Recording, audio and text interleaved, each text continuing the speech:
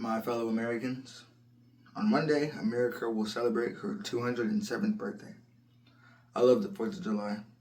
I enjoy picnics and fireworks and long summer days.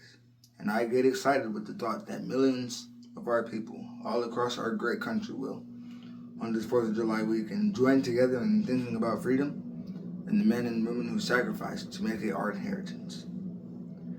It's easy to forget just what a revolution these Americans made. It's easy to forget how they amazed the world and how many hopes they raised. President George Washington, in the very first inaugural address, warned Americans that they had a new responsibility.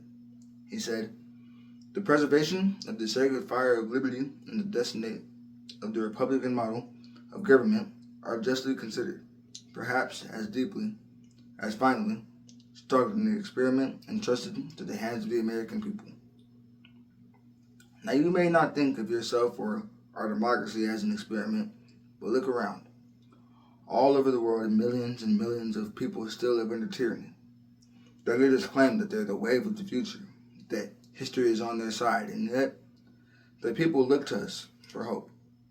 The people look to America as the cradle of freedom, the place where the great civilized ideals of individual liberty, representative government, and the new rule of law under God are realities. Yes, these people see America as the experiment that works, and democracy works because of the physical and moral courage of individuals. Some famous, others deserving of recognition.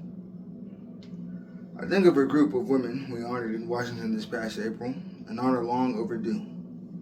They were nurses who had been captured in the Philippines during World War II, and then spent nearly 3 years in prison camps. These women would not describe themselves as extraordinary Americans. They simply volunteered to serve their country, and they chose to serve it with courage and hope. Their patriotism, as they gathered in Washington 40 years after their capture and imprisonment, remained strong and vibrant. Of course, we're accustomed to thinking of courage during a time of war, but democracy requires political courage as well. In 1954, when he was convalescing from a painful back operation, Senator John F. Kennedy had time to think about political courage.